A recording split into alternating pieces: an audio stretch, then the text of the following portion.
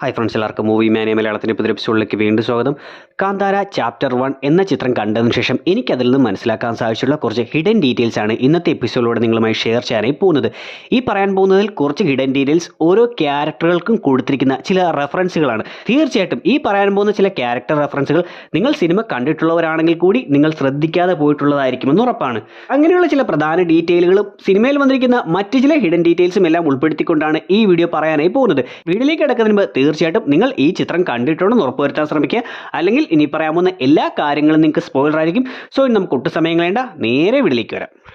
ഒന്ന്, സിനിമയുടെ തുടക്കത്തിൽ ആ പഞ്ചുരുളിയെയും ഗുളികനെയും കുറിച്ചുമെല്ലാം പറയുന്ന സമയത്ത് പഞ്ചുരുളി ഒരു മലയുടെ മുകളിൽ നിന്ന് മണ്ണിലേക്ക് ഓടി വരുന്നതായും അതിനുശേഷം ഗുളികനെ പറ്റി പറയുമ്പോൾ ഗുളികൻ ആകാശത്തു നിന്നും ഭൂമിയിലേക്ക് വരുന്നതായിട്ടാണ് കാണിക്കുന്നത്. സോ ഈ ഗുളികൻ എന്ന് പറയുന്നത് ശനിഗ്രഹവുമായി ബന്ധപ്പെട്ട് കിടക്കുന്നതായി കണക്കാക്കാറുണ്ട്. ഇതുകൊണ്ടായിരിക്കാം ശനിഗ്രഹത്തിൽ നിന്ന് അല്ലെങ്കിൽ മറ്റേതോ ഗ്രഹത്തിൽ നിന്ന് വന്നതുപോലെ ആകാശത്തു നിന്നും ഈ ഗുളികൻ വരുന്നതായി കാണിച്ചത്. കൂടാതെ സിനിമയുടെ അവസാന ഭാഗത്തേക്ക് എത്തുമ്പോഴും ഈ ഗുളികനും പഞ്ചുരുളിയും എല്ലാം ആകാശത്തു നിന്നും വരുന്നത് പോലെയാണ് കാണിച്ചിരിക്കുന്നത്. ഇതിന് മറ്റൊരു കാരണം, ഇങ്ങനെയുള്ള ഭൂതഗണങ്ങളെല്ലാം തീഗോളം പോലെ ഭൂമിയിലേക്ക് വന്ന് പതിച്ചു എന്ന് പറയാറുണ്ട്. അതുകൊണ്ടായിരിക്കാം ഇത്തരത്തിൽ കൂടി സിനിമയിൽ കാണിച്ചു പോയത്. കൂടാതെ ഈ ഗുളികൻ ആദ്യമൊരു ഉൽക്ക പോലെ ഭൂമിയിലേക്ക് വന്ന് പതിച്ചതുകൊണ്ടാകാം അവിടെ ഒരു ഗർത്തമുണ്ടായതും അതൊരു കിണറായി മാറിയതും ആ ഗർത്തത്തിൽ നിന്നും മറ്റുള്ളവരുടെ ശരീരത്തിലേക്ക് ഗുളികൻ കയറുന്നതും. മറ്റൊന്ന്, സിനിമയുടെ തുടക്കത്തിൽ കാണിക്കുന്ന ആ ഒരു കാള ഒരു പക്ഷേ നന്ദിയാകാമെന്ന് കഴിഞ്ഞ വീഡിയോയിൽ ഞാൻ പറഞ്ഞിരുന്നു. അത് ഞാൻ ജസ്റ്റ് ഒന്ന് ഗസ് ചെയ്ത് മാത്രമാണ് പറഞ്ഞത്. സിനിമ ശിവനും പാർവതിയും എല്ലാമായി ബന്ധപ്പെട്ട് വന്നതുകൊണ്ട് അത്തരത്തിൽ ശിവന്റെ വാഹനമായിട്ടുള്ള നന്ദിയെ അവിടെ കാണിച്ചതാകാം എന്നാണ് പറഞ്ഞിരുന്നത്. എന്നാൽ ആ വീഡിയോയുടെ താഴെ വന്നിരുന്ന കമന്റിലൂടെ സിനിമയിൽ കാണിച്ചിരിക്കുന്ന പ്രധാന മൃഗങ്ങളായ പുലി, കാട്ടുപന്നി, കാള ഈ 3 മൃഗങ്ങളെ വെച്ചുകൊണ്ടും തെയ്യക്കോലങ്ങൾ ഉണ്ടെന്നും അതിൽ കാട്ടുപന്നിയെ വെച്ചുള്ള പഞ്ചുരുളിയും പുലിച്ചാമുണ്ടി എന്ന പേരിൽ പുലിയെ വെച്ചുള്ള തെയ്യവും കൂടാതെ നന്ദികോണ എന്ന പേരിൽ നന്ദി എന്ന കാളയെ വെച്ചുള്ള ഒരു തെയ്യവും ഉണ്ടെന്ന് ഒരാൾ കമന്റ് ചെയ്തിരുന്നു. സോ അതിലൂടെ ഞാൻ ആ വീഡിയോയിൽ പറഞ്ഞതുപോലെ അവിടെ കാണിച്ചിരുന്നത് നന്ദി തന്നെയാണെന്ന് നമുക്ക് ഉറപ്പിക്കാം.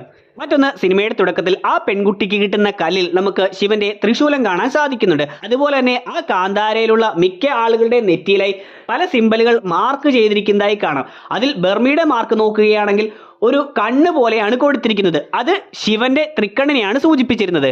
ഈ കാന്താര എന്ന നാടിനെ പറ്റി പറയുന്നത് ഈശ്വരന്റെ പൂന്തോട്ടം എന്നാണ്. ഇതിന് കാരണം പഞ്ചുരുളിയുടെയും വരാഹിയുടെയും എല്ലാം കഥയിൽ പാർവതി ദേവി ഒരു കാട്ടുപന്നിക്കുട്ടിയെ എടുത്ത് വളർത്തിയിരുന്നുവെന്നും കുറച്ച് വലുതായതിനു ശേഷം ആ കാട്ടുപന്നി ശിവന്റെയും പാർവതി ദേവിയുടെയും ഒരു പൂന്തോട്ടം തകർത്തുവെന്നും അതിന്റെ ദേഷ്യത്തിൽ ശിവൻ ആ കാട്ടുപന്നിയെ കൊന്നുവെന്നും പിന്നീട് പാർവതി ദേവിയുടെ വിഷമം കണ്ടുകൊണ്ട് കാട്ടുപന്നിക്ക് ജീവൻ കൊടുത്ത് പഞ്ചുരുളിയാക്കി മാറ്റി ഭൂമിയിലേക്ക് അയച്ചുവെന്നും ഭൂമിയിലെ മനുഷ്യരെയും അവരുടെ കൃഷിയെല്ലാം സംരക്ഷിക്കാനായി ചുമതല കൊടുത്ത് പഞ്ചുരുളി എന്ന പേര് കൊടുത്തുമെന്നുമാണ് പറയുന്നത്. സോ ഇങ്ങനെ ശിവന്റെ ഉദ്യാനം തകർത്തതുമായി ബന്ധപ്പെട്ട് ഭൂമിയിലേക്ക് അയച്ചിട്ടുള്ള പഞ്ചുരുളി ആയതുകൊണ്ടാകാം ആ പഞ്ചുരുളി വന്നു ചേരുന്ന ഭൂമിയിലെ കാന്താര എന്ന സ്ഥലത്തിന് ഈശ്വരന്റെ പൂന്തോട്ടം എന്ന പേര് തന്നെ കൊടുത്തത്. മറ്റൊന്ന്, ഈ കാന്താരയിൽ അവർ ആദ്യം 4 കല്ലുകളെ ആരാധിക്കുന്നതായും പിന്നീട് സിനിമയുടെ തുടക്കത്തിൽ കാണിക്കുന്ന ആ പെൺകുട്ടിക്ക് കിട്ടിയിട്ടുള്ള കല്ല് ഇന്റർവെൽ സമയത്ത് അവർക്ക് കിട്ടുകയും അതും കൂടി ചേർത്തുകൊണ്ട് 5 കല്ലുകളെ ആരാധിക്കുന്നതായിട്ടാണ് കാണിച്ചത്. ഇത് സിനിമയിൽ പറയുന്ന ആ 5 പ്രധാന ഗണങ്ങളെ ഗുളികൻ, പഞ്ചുരുളി, നന്ദികോണ, പുലിച്ചാമുണ്ടി, തീച്ചാമുണ്ടി ഇങ്ങനെയുള്ള 5 ഗണങ്ങളെ സൂചിപ്പിക്കുന്നതിന് വേണ്ടിയായിരിക്കാം ആ 5 കല്ലുകൾ തന്നെ ഉപയോഗിച്ചത്. മറ്റൊന്ന്, രുക്മിണി അവതരിപ്പിച്ചിട്ടുള്ള കനകാവതി എന്ന ക്യാരക്ടറിനെ കാണിക്കുന്ന സമയത്ത് ഒരു തേനീച്ച ഇവളെ കുത്താൻ വരുന്നതായും ബർമി അതിനെ ഓടിച്ചു കളയുന്നതായിട്ടും കാണിക്കുന്നുണ്ട്. ആ സമയം അവിടെ കാണിക്കുന്നത് ഒരു റാണി തേനീച്ച തന്നെയാണെന്ന് അത് പുറത്തേക്ക് വന്നതിന് ശേഷം റാണിയുടെ പുറകെ ഭൃത്യന്മാർ പോകുന്നത് പോലെ റാണി തേനീച്ചയുടെ പുറകെ ജോലിക്കാരായിട്ടുള്ള തേനീച്ചകൾ പോകുന്നതിലൂടെ വ്യക്തമാക്കുന്നുണ്ട്. കൂടാതെ എന്തുകൊണ്ടാണ് ഇവിടെ ഒരു തേനീച്ചയെ കാണിച്ചതെന്ന് വെച്ചാൽ, അല്ലെങ്കിൽ ഒരു കടന്നലിനെ എന്തുകൊണ്ട് കാണിക്കുന്നില്ല എന്ന് വെച്ചാൽ, തേനീച്ച എന്ന് പറയുന്നത് കടന്നലുകളെ പോലെയല്ല, പകരം ഒരേ സമയം നമുക്ക് മധുരമേറുന്ന തേൻ നൽകാൻ കഴിയുന്നതും അതുപോലെ കടന്നലുകളെ പോലെയല്ല നമ്മുടെ ശരീരത്തിലേക്ക് വിഷം കുത്തിവെക്കാൻ കഴിയുന്ന ജീവിയുമാണ്. ഇവിടെ ഈ കനകാവതി എന്ന ക്യാരക്ടറിനെ നോക്കിയാലും ആ ക്യാരക്ടർ ആദ്യം നല്ലവളാണ്, സ്നേഹമുള്ളവളാണ് എന്നെല്ലാം കാണിക്കുകയും എന്നാൽ പിന്നീട് അവൾ കൊടൂര വിഷമാണ്, ക്രൂരയാണ് എന്നാണ് കാണിച്ചിരിക്കുന്നത്. സോ അതുകൊണ്ടാണ് തേനും വിഷവും എന്നതിനെ സൂചിപ്പിക്കുന്നത് പോലെയുള്ള ഒരു തേനീച്ചയെ തന്നെ കനകാവതിയും ബർമിയുമായിട്ടുള്ള ആ സീനിൽ അവിടെ കൊണ്ടുവന്നത്. ഇനി ഈ കനകാവതി എന്ന പേരിന്റെ അർത്ഥം ഗോൾഡുമെല്ലാമായി ബന്ധപ്പെട്ടതാണ്. എന്നാൽ ഇതുകൂടാതെ പുരാണ കഥകളിൽ ഈ കനകാവതി എന്ന് പറയുന്നത് ഒരു യക്ഷിണിയുടെ പേരാണ്. ഈ യക്ഷി എന്നെല്ലാം പുരാണങ്ങളുമായി ബന്ധപ്പെട്ട് വരുമ്പോൾ പറയുന്നത് കുബേരന്മാരെയെല്ലാം സംരക്ഷിക്കാനായി, അതായത് പണമുള്ളവരെല്ലാം സംരക്ഷിക്കാനായി നിലനിന്നിരുന്നവർ എന്നെല്ലാമാണ്. സോ ഈ സിനിമയിൽ നമ്മൾ കാണുന്നതും രാജശേഖരൻ എന്ന ആ രാജാവ് ക്യാരക്ടറിനെ സംരക്ഷിക്കാനായി കനകാവതി നിലകൊള്ളുന്നതായിട്ടാണ്. അതേപോലെ ഈ യക്ഷിണി തന്നെ ആരാധിക്കുന്നവർക്ക് ശക്തി കൊടുക്കുകയും അവരെ സംരക്ഷിക്കുകയും ചെയ്യുമെന്നെല്ലാം പറയുന്നുണ്ട്. ഇതുപോലെ തന്നെയാണ് സിനിമയുടെ അവസാന ഭാഗത്ത് രാജശേഖരൻ എന്ന ജയറാമിന്റെ ക്യാരക്ടറിന് കനകാവതി ശക്തി കൊടുക്കുന്നതും അയാളെ യുദ്ധത്തിൽ പ്രൊട്ടക്ട് ചെയ്യുന്നതായിട്ടും കാണിക്കുന്നത്. അതേപോലെ ഈ യക്ഷി എന്നുള്ളതെല്ലാം മരിച്ച് ജീവിച്ചവർ ആണെന്നുള്ള വിശ്വാസവുമുണ്ട്. സോ ഇതുകൊണ്ടായിരിക്കാം സിനിമയുടെ തുടക്കത്തിൽ ഈ കനകാവതിയുടെ ജനനം കാണിക്കുന്ന സമയത്ത് ആദ്യം അതിന്റെ കൈകാലുകൾ അനങ്ങിയിട്ടില്ല എന്നും പിന്നീട് ഈ രുക്മിണി വില്ലത്തിയാണ് എന്ന് കാണിക്കുന്ന സമയം കടമ്പകൾ അങ്ങോട്ടേക്ക് വരുമ്പോൾ അവർ പറയുന്നുണ്ട് കൈകാലുകൾ പോലും അനങ്ങാതെ ഇരുന്ന മരിച്ച് ജീവിച്ച പെൺകുട്ടി ഇപ്പോൾ സിംഹാസനത്തിൽ ഇരിക്കുന്നുണ്ടെന്ന്. സോ അതായത് കനകാവതി ഏകദേശം മരിച്ച് ജീവിച്ച് വന്നതാണെന്നാണ് പറയുന്നത്. ഏകദേശം യക്ഷികളുടെ കഥകളെല്ലാം നമ്മൾ പറയുന്നത് പോലെ മരിച്ചതിന് ശേഷം പുനർജനി വരുന്നു എന്നതുപോലെ. കൂടാതെ ആ അവസാന ഫൈറ്റ് നടക്കുന്ന സമയത്ത് ഈ കൊട്ടാരത്തിലുള്ള ഭടന്മാരെല്ലാം പരാജയപ്പെട്ടുകൊണ്ടിരിക്കുമ്പോൾ അതിലൊരു ഭടൻ കനകാവതിയുടെ അടുത്ത് വന്നുകൊണ്ട് ഈ കാര്യം പറയുമ്പോൾ കനകാവതി പറയുന്നുണ്ട് സൂര്യാസ്തമയം വരെ അവരെ പിടിച്ചു നിർത്തുമെന്ന്. ഇത് പറഞ്ഞതിന് ശേഷം സൂര്യൻ അസ്തമിച്ച് രാത്രിയാകുമ്പോഴാണ് കനകാവതി ജയറാമിന്റെ ക്യാരക്ടറിനെയും കൊണ്ട് ഫൈറ്റ് ചെയ്യാനായി വരുന്നത്. ഇത് യക്ഷികൾ രാത്രി കാലങ്ങളിൽ ആക്രമണങ്ങൾ നടത്തുന്നു എന്ന രീതിയിലാണ് കാണിച്ചിരിക്കുന്നത്.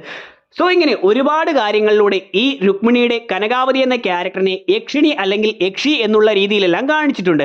ഇനി ഇതേപോലെ സിനിമയിൽ വന്നിരുന്ന മറ്റൊരു പ്രധാന ക്യാരക്ടറായിരുന്നു മായാരൂപൻ. ഈ മായാരൂപൻ എന്ന ക്യാരക്ടർ ഇവന്റെ തന്നെ മറ്റൊരു അവതാരമായി പലരും കണക്കാക്കുന്ന സ്വാമി കൊരഗജ്ജ എന്ന ക്യാരക്ടറാണ്. ഈ സ്വാമി കൊരഗജ്ജയുടെ ശില്പങ്ങളും മറ്റും നോക്കുന്ന സമയത്ത് നമുക്ക് കാണാൻ സാധിക്കുന്നത് ഏകദേശം കറുത്ത നിറവും വെളുത്ത താടിയും കയ്യിൽ എപ്പോഴും വടികൊണ്ട് നടക്കുന്നതും അരയിൽ ചെറിയൊരു മുണ്ട് മാത്രം ധരിച്ചിരിക്കുന്ന ഒരു രൂപമാണ്. ഈ സിനിമ കണ്ടിട്ടുള്ളവർക്കറിയാം ഈ മായാരൂപൻ എന്ന കഥാപാത്രത്തെ കാണിച്ചിരുന്നതും ഇത്തരത്തിൽ തന്നെയായിരുന്നു. അതേപോലെ ഈ കൊരഗജ്ജ സ്വാമി തന്റെ ഭക്തർ ഓരോ ആപത്തുകളിൽ പെടുമ്പോൾ അവർക്ക് സൊല്യൂഷൻ പറഞ്ഞു കൊടുക്കുന്ന പരിഹാരങ്ങൾ നിർദ്ദേശിക്കുന്ന ആളാണെന്നാണ് പറയുന്നത്. ഇത് തന്നെയാണ് ഈ ചിത്രത്തിൽ കാണിച്ചിരിക്കുന്നതും. ഈ കൊരഗജ്ജ എന്ന ക്യാരക്ടർ ഓരോ അവസരങ്ങളിൽ വന്നുകൊണ്ട് ബർമിക്ക് ഓരോ വഴികൾ പറഞ്ഞു കൊടുക്കുന്നതാണ്. നീ കാട്ടിലേക്ക് തിരിച്ചു പോകണം, നിന്റെ അവതാര ലക്ഷ്യം കണ്ടെത്തണം, ഗംഗ നിന്നെ സഹായിക്കും എന്നുള്ള മാർഗങ്ങളെല്ലാം പറഞ്ഞു കൊടുക്കുന്നതായിട്ടാണ് കാണിക്കുന്നത്. ഇനി ഇതുപോലെ തന്നെ പുരാണങ്ങളുമായി ബന്ധപ്പെട്ട് വരുന്ന മറ്റൊരു ക്യാരക്ടറാണ് മഹിഷാസുരൻ. ഈ സിനിമയുടെ ഇന്റർവെലിനോട് അടുക്കുന്ന സമയത്ത് ആ കടമ്പകളുമായി കാന്താരയിലുള്ളവർ ഫൈറ്റ് നടത്തുമ്പോൾ പുലി വന്നുകൊണ്ട് ഒരാളെ പിടിച്ച് കൊല്ലുന്നതായി കാണിക്കുന്നുണ്ട്. ഒരാൾ ബർമയെ തലകീഴായി കെട്ടിയിട്ട് കൊല്ലാനായി പോവുകയും ആ സമയം പുലി അവിടേക്ക് വന്നുകൊണ്ട് അയാളുടെ തലയ്ക്ക് കടിച്ചുകൊണ്ട് കൊണ്ടുപോകുന്നതായിട്ടാണ് കാണിക്കുന്നത്. ഇങ്ങനെ ആ പുലി കൊല്ലുന്നതായി കാണിച്ചിരിക്കുന്ന ആ ഒരു കടമ്പയിലെ ആളാണ് മഹിഷാസുരൻ.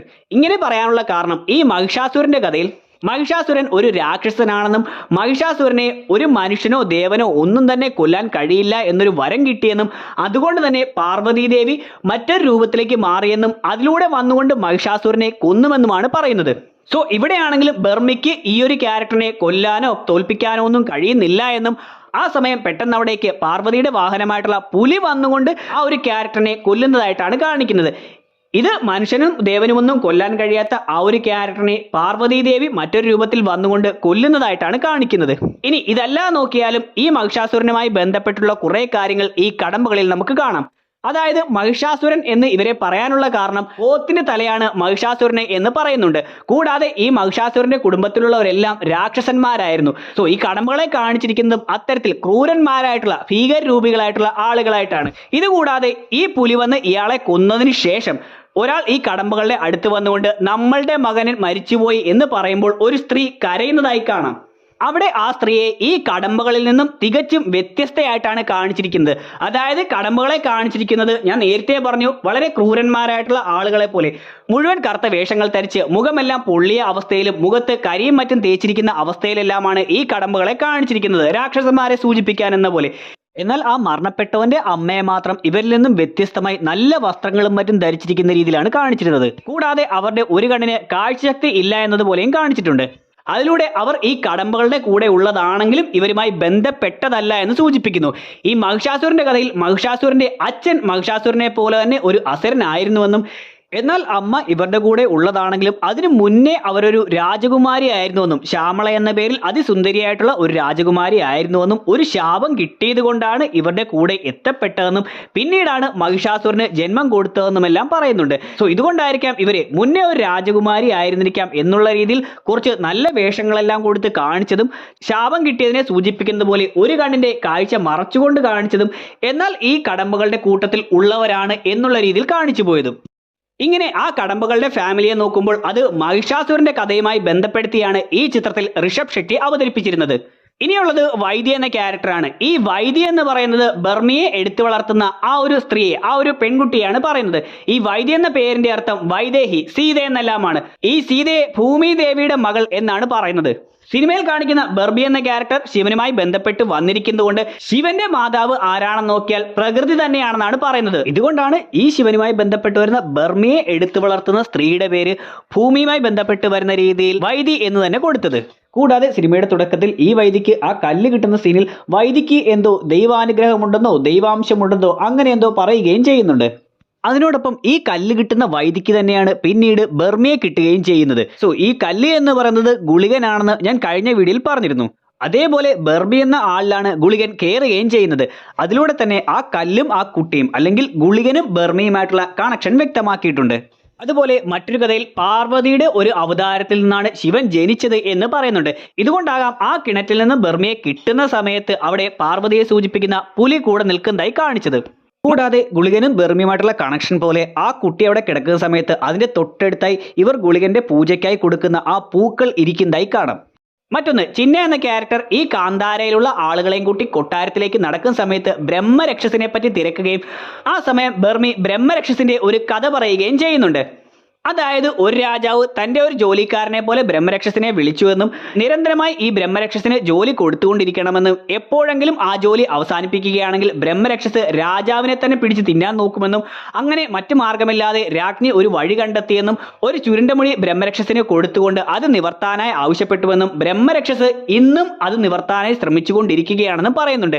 സോ ഇതാണ് സിനിമയുടെ അവസാന ഭാഗങ്ങളിലേക്ക് എത്തുമ്പോൾ ആ കിണറ്റിലേക്ക് എത്തുന്ന ബർമി കാണുന്ന ആ ഒരു രൂപം. അവിടെ കാണിച്ചിരിക്കുന്നത് നന്ദിയൊന്നുമല്ല, ബ്രഹ്മരക്ഷസ് തന്നെയാണ്. നന്ദി എന്ന് പറയുന്നത് കാളയുടെ രൂപമാണ്. അതാണ് തുടക്ക ഭാഗത്ത് കാണിച്ചത്. ഇതിനെപ്പറ്റി ഞാൻ കഴിഞ്ഞ വീഡിയോയിൽ തന്നെ പറഞ്ഞിരുന്ന കാര്യമാണ്. എന്നാൽ പലരും ഇപ്പോഴും അത് നന്ദിയാണെന്നുള്ള രീതിയിൽ കമന്റ് ഇടുന്നത് കൊണ്ടാണ് അതിനെപ്പറ്റി ഒന്നുകൂടി ആവർത്തിക്കേണ്ടി വന്നത്.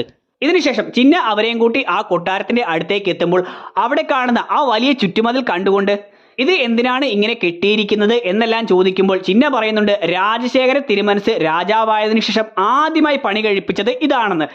ഇതിന് കാരണം രാജശേഖരന്റെ അച്ഛനായി വരുന്ന തുടക്കത്തിൽ കാണിക്കുന്ന ആ ഒരു രാജാവിന് കാന്താരയിലുള്ളവരെയോ അല്ലെങ്കിൽ മറ്റുള്ള ആരെയും തന്നെ പേടിയില്ലായിരുന്നു. എന്നാൽ രാജശേഖരൻ കാന്താരയിൽ എത്തപ്പെട്ടതിനു ശേഷം അച്ഛന്റെ മരണം കണ്ട് കാന്താരയിൽ പോകാനായി അല്ലെങ്കിൽ കാന്താരയിൽ ഉള്ളവരെ തന്നെ ഭയക്കുന്ന ആളാണ്. ഇതുകൊണ്ടാണ് അയാൾ രാജാവായതിനു ശേഷം ആദ്യമായി കാന്താരയിലുള്ള ആരും തന്നെ ഇങ്ങോട്ടേക്ക് കടക്കാതിരിക്കാനായി ആ ചുറ്റുമതിലെ പണി അങ്ങ് കഴിപ്പിച്ചത്. ഇനി ഈ ജയറാമിന്റെ രാജശേഖരൻ എന്ന ക്യാരക്ടറിനെ സിനിമയുടെ അവസാന ഭാഗത്തേക്ക് എത്തുന്ന സമയത്താണ് അയാൾ ഒരു വില്ലൻ എന്നുള്ള രീതിയിൽ നമ്മളെ കാണിക്കുന്നത്. എന്നാൽ അങ്ങനെയല്ല, സിനിമയുടെ തുടക്കത്തിൽ തന്നെ ഈ ഒരു ക്യാരക്ടർ വില്ലൻ ആണ് എന്നുള്ള പല സൂചനകളും നമുക്ക് തരുന്നുണ്ടായിരുന്നു. അതായത് രാജശേഖരന്റെ മകൻ ആ വൃദ്ധന്റെ മുഖം പിടിച്ച് പാത്രത്തിലിട്ട് ഉരയ്ക്കുമ്പോഴും കയ്യിലേക്ക് ചൂടുവെള്ളം ഒഴിക്കുമ്പോഴുമെല്ലാം രാജശേഖരൻ അത് തടയുന്നതായിട്ടേ കാണിച്ചിട്ടില്ല. ആ സമയം മകനാണ് രാജാവെങ്കിൽ പോലും മകനോട് പല കാര്യങ്ങളും ചെയ്യരുത് എന്നുള്ള കാര്യത്തിൽ ആജ്ഞാപിക്കുന്നത് രാജശേഖരനാണെന്ന് കാണിച്ചിട്ടുണ്ടായിരുന്നു. അതുകൊണ്ട് തന്നെ വേണമെങ്കിൽ രാജശേഖരന് അത്തരം കാര്യങ്ങൾ തടയാവുന്നതേ ഉള്ളൂ. എന്നാൽ രാജശേഖരൻ ഓൾറെഡി തന്നെ ഒരു നെഗറ്റീവ് ക്യാരക്ടർ ആയതുകൊണ്ട് അയാളും ഇത്തരം കാര്യങ്ങൾ ചെയ്യുന്നതാണ്, ഇഷ്ടപ്പെടുന്നതാണ് എന്നുള്ള രീതിയിലാണ് മകൻ മോശമായി ആളുകളോട് പെരുമാറിയപ്പോൾ രാജശേഖരൻ തടയാതിരുന്നത്. കൂടാതെ ഇതേ രാജശേഖരന്റെ ഭരണകാലത്ത് തന്നെയാണ് കാന്താരയിലുള്ളവരുടെ സുഗന്ധവ്യഞ്ജനങ്ങൾ മോഷ്ടിച്ചു കൊണ്ടുവന്ന് ഇവിടെ വിൽക്കുന്നതായും കൂടാതെ കാന്താരയിലുള്ളവരെ ക്രൂരമായി ഉപദ്രവിച്ചുകൊണ്ട് അടിമകളാക്കി ഇവിടെ വെച്ചിരിക്കുന്നതും. സോ ഇതുകൊണ്ടെല്ലാം തന്നെ സിനിമയുടെ തുടക്ക ഭാഗത്ത് തന്നെ ജയറാമിന്റെ ക്യാരക്ടർ മോശപ്പെട്ടവനാണ്, നെഗറ്റീവ് ഷെയ്ഡുള്ളവനാണെന്ന് വ്യക്തമാക്കിയിരുന്നു. പിന്നീട് സിനിമയുടെ അവസാന ഭാഗത്തേക്ക് എത്തുന്ന സമയത്ത് കനകാവതി പറയുന്നുണ്ട്, ബർമയെ തോൽപ്പിക്കണമെങ്കിൽ 3 തലമുറ ഒന്നിച്ചു നിൽക്കണമെന്ന്. സോ ഈ ഒരു കാര്യമാണ് അവസാന യുദ്ധത്തിൽ നമ്മൾ കാണുന്നത്. അവിടെ കനകാവതിയും പിതാവായിട്ടുള്ള രാജശേഖരനും മാത്രമാണ് യുദ്ധത്തിൽ ഡയറക്റ്റായി ഇടപെടുന്നതെങ്കിലും 2 തലമുറയിലുള്ള ഇവർ മാത്രമാണ് ഇടപെടുന്നതെങ്കിലും രാജശേഖരന്റെ ശരീരത്തിൽ ആ സമയം കനകാവതി മുത്തച്ഛനായിട്ടുള്ള ആ രാജാവിനെ കൂടി കയറ്റിയിരുന്നു. അങ്ങനെ 3 തലമുറയിലുള്ളവർ ഒരുമിച്ച് തന്നെയാണ് ആ ഫൈറ്റിൽ പങ്കെടുക്കുന്നത്. അതുപോലെ ആ മായാരൂപൻ എന്ന ക്യാരക്ടർ സിനിമയുടെ തുടക്കത്തിൽ കനകാവതിയുടെ മുത്തച്ഛനായിട്ടുള്ള രാജാവിന്റെ മുന്നിൽ വെച്ച് മരണപ്പെടേണ്ടതായിരുന്നു. എന്നാൽ ആ സമയത്ത് മായകൾ കാണിച്ചുകൊണ്ട് രക്ഷപ്പെടുന്ന മായാരൂപൻ സിനിമയുടെ അവസാന ഭാഗത്തേക്ക് എത്തുമ്പോൾ ആ പഴയ രാജാവിന്റെ ആത്മാവ് കയറിയിരിക്കുന്ന രാജശേഖരന്റെ മുന്നിൽ വെച്ച് മരണപ്പെടുന്നതായിട്ടാണ്, ഇല്ലാതാകുന്നതായിട്ടാണ് കാണിക്കുന്നത്. പിന്നീട് അവസാന ഫൈറ്റിന്റെ ഏറ്റവും ഒടുവിൽ ചാമുണ്ടിയായി മാറുന്ന ബർമിയുടെ ക്യാരക്ടർ കനകാവതിയെ മടിയിൽ പിടിച്ചു കിടത്തി കോഴിക്കുഞ്ഞ് എന്ന് പറഞ്ഞുകൊണ്ട് തല പിടിച്ചൊടിക്കുന്നതായി കാണിക്കുന്നുണ്ട്. അത് കോഴിയുടെ തല പിടിച്ചൊടിച്ച് കൊല്ലുന്നത് പോലെയാണ് കാണിച്ചിരിക്കുന്നത്. കൂടാതെ ഈ ചാമുണ്ടിയെ ആരാധിക്കുന്നവർ പലപ്പോഴും കോഴിയെ ബലി കൊടുക്കാറുണ്ട്. അതുകൊണ്ട് കൂടിയാകാം ഇവിടെ കോഴിക്കുഞ്ഞ് എന്ന് വിളിച്ചുകൊണ്ട് ഇത്തരത്തിൽ കൊല്ലുന്നതായി കാണിച്ചത്. മറ്റൊന്ന്, സിനിമയുടെ ഏറ്റവും ഒടുവിൽ ബർമി ആ കിണറ്റിലേക്ക് തിരിച്ചു പോകുന്നതായിട്ടാണ് കാണിക്കുന്നത്. ഇതിന് കാരണം ഗുളികനായി മാറുന്ന ബർമി അവിടെയുള്ള ആളുകളുടെ എല്ലാം കൈകൾ തന്റെ നെഞ്ചത്തേക്ക് പിടിച്ചു വെച്ചതിനു ശേഷം ആ കൈകൾ പഞ്ചുർലി കോലത്തിനെ ഏൽപ്പിക്കുകയും അതിനുശേഷം കിണറ്റിലേക്ക് പോവുകയുമാണ് ചെയ്യുന്നത്. അതായത് ബർമയിലൂടെയുള്ള ഗുളികന്റെ അവതാര ലക്ഷ്യം നിറവേറ്റിയതിനു ശേഷം ആ കാന്താരയും അവിടെയുള്ള ജനങ്ങളെയും എല്ലാം പഞ്ചുർലിയെ ഏൽപ്പിച്ചിട്ട് ഗുളികൻ തിരിച്ച് മടങ്ങുന്നതായിട്ടാണ് കാണിക്കുന്നത്. ഇനി അവസാനമായി പറയാനുള്ളത് സിനിമയുടെ ഇടയ്ക്ക് പറഞ്ഞു പോകുന്ന ആ ഗുളികന്റെ പല വേർഷനുകളെ കുറിച്ചാണ്. അതായത് രുദ്രഗുളിക, സ്വാമിരാജ ഗുളിക, രാഹു ഗുളിക, ഇങ്ങനെയുള്ള കുറെ ഗുളികന്റെ രൂപങ്ങളെ പറ്റി സിനിമയുടെ ആ ഒരു ഫൈറ്റിന്റെ ഇടയ്ക്ക് പറയുന്നുണ്ട്. സോ അപ്പോൾ കാണിക്കുന്ന ആ സീനുകളുമായി എത്തരത്തിലാണ് ഈ ഗുളികന്റെ പേരുകളെല്ലാം കണക്ട് ആകുന്നതെന്ന് നോക്കാം. അതായത് ആദ്യം ആ രണ്ട് ഭടന്മാരെ നിരത്തടിച്ച് കൊല്ലുന്ന സമയത്ത് രുദ്ര ഗുളിക എന്നാണ് പറയുന്നത്. രുദ്രം എന്നത് രക്തമാണ്, അതായത് രക്തം കൊണ്ടുള്ള ഗുളികൻ എന്നാണ് അവിടെ ഉദ്ദേശിച്ചത്. പിന്നീട് ഒരു പാറപ്പുറത്തു നിന്നും ചാടി വരുന്ന സമയത്ത് ഈ ഗുളികൻ രണ്ട് കൈകളും തോളത്ത് വെച്ചുകൊണ്ട് ഡാൻസ് കളിക്കുന്ന പോലെ നീന്തി വരുന്നത് പോലെയാണ് കാണിക്കുന്നത്. ഈ സമയം പറയുന്നത് രാഹു ഗുളിക എന്നാണ്. ഈ രാഹുവിന്റെ രൂപം എന്ന് പറയുന്നത് മനുഷ്യരൂപവും പാമ്പിന്റെ ഉടലുമാണ്. സോ പാമ്പ് ഇഴഞ്ഞു വരുന്നു എന്നുള്ള രീതിയിലാണ് ആ സീനിൽ കാണിച്ചത്. പിന്നീട് പൊടിയിലും പുകയിലുമെല്ലാം മറഞ്ഞിരുന്നു കൊണ്ട് ചാടി വരുന്ന സമയത്ത് പറയുന്നത് തന്ത്രഗുളിക എന്നാണ്. അതായത് തന്ത്രപരമായി വരുന്ന രീതിയിൽ കാണിച്ചത് കൊണ്ടാണ് അവിടെ തന്ത്രഗുളിക എന്ന് പറഞ്ഞത്. അതിനുശേഷം ആ കിണറ്റിനുള്ളിൽ മറിഞ്ഞ് ചാടി മുകളിലേക്ക് വരുന്ന സമയത്ത് ആ മുഖം മാത്രം എടുത്ത് കറുത്ത രീതിയിൽ കാണിക്കുന്ന സമയത്ത് പറയുന്നത് കത്തനകാല ഗുളിക എന്നാണ്. ഇതെനിക്ക് തോന്നിയത് കരിങ്കാലൻ ഗുളികയായിട്ടായിരിക്കാം. കരിങ്കാലൻ ഗുളികയുടെ രൂപം പൂർണ്ണമായും കറുപ്പാണ്. പിന്നീട് ആ രാജാവിനെ കൊല്ലാൻ പോവുകയാണ് എന്ന് ആംഗ്യം കാണിക്കുമ്പോൾ രാജാവ് എന്താണ് എന്നുള്ള അർത്ഥത്തിൽ അവിടെ നിൽക്കുന്ന ആൾക്കാരെ നോക്കുമ്പോൾ നേത്തർ ഗുളിക എന്നാണ് പറയുന്നത്. ഈ നേത്തർ ഗുളിക എന്ന് പറയുന്നത് മരണ ഗുളികയാണ്. അതായത് രാജാവിനെ കൊല്ലാൻ പോകുന്നു എന്നുള്ള അർത്ഥത്തിലാണ് ആ ഗുളികന്റെ പേര് പറഞ്ഞത്. അതിനുശേഷം അവസാനമായി ഒരു മരത്തിന്റെ മുകളിൽ കയറി ഏറ്റവും ടോപ്പിലെത്തിയതിനു ശേഷം മുകളിലേക്ക് നോക്കി അലർന്ന സമയത്ത് സ്വാമിരാജ ഗുളിക എന്നാണ് പറയുന്നത്. മേ ബി ഇത് ഗോവിന്ദരാജ സ്വാമി എന്നെല്ലാം വിളിക്കുന്ന മഹാവിഷ്ണു, വിഷ്ണു ഗുളികനാകാൻ ചാൻസ് ഉണ്ട്. ഹിന്ദു വിശ്വാസം അനുസരിച്ച് അവരുടെ ഏറ്റവും മുകളിലുള്ള ദൈവം എന്ന് പറയുന്നത് മഹാവിഷ്ണു ആണ്. സോ ഇതുകൊണ്ടായിരിക്കാം ഏറ്റവും മുകളിലേക്ക് കയറി അമർന്നതുപോലെ ആ ഗുളികനെ കാണിച്ചത്. ഇനി ഇതുകൂടാതെ മന്ത്രഗുളികൻ, പാതിരാ ഗുളികൻ, അന്തിഗുളികൻ, ഇങ്ങനെ ഏകദേശം 101ഓളം ഗുളികൻ രൂപങ്ങൾ ഉണ്ടെന്നാണ് പറയപ്പെടുന്നത്. അതിൽ ചില രൂപങ്ങളെ മാത്രമാണ് ഈ സിനിമയിൽ കാണിച്ചു പോയത്. So that's it. ഇത്രയും കാര്യങ്ങളെല്ലാമാണ് എനിക്ക് ഈ സിനിമയിൽ നിന്നും കണ്ടെത്താൻ സാധിച്ചിട്ടുള്ള കാര്യങ്ങൾ. വീഡിയോയുടെ അവസാനിക്കുകയാണ്. വീഡിയോ നിങ്ങൾക്ക് ഇഷ്ടമായിട്ടുണ്ടെങ്കിൽ ലൈക്ക് ചെയ്യാനും ഷെയർ ചെയ്യാനും സബ്സ്ക്രൈബ് ചെയ്യാൻ ശ്രമിക്കുക. ഞാൻ ഈ പറഞ്ഞ കാര്യങ്ങളെക്കുറിച്ചുള്ള നിങ്ങളുടെ അഭിപ്രായങ്ങളും ഇതുപോലെ നിങ്ങൾക്ക് കണ്ടെത്താൻ സാധിക്കുന്ന കാര്യങ്ങളും തീർച്ചയായിട്ടും വീഡിയോയുടെ കമന്റ് സെക്ഷൻ ഉൾപ്പെടുത്തുക. മറ്റൊരു വീഡിയോയുമായി നമുക്ക് കണ്ടുമുട്ടാമെന്ന പ്രതീക്ഷയോടെ ബൈ.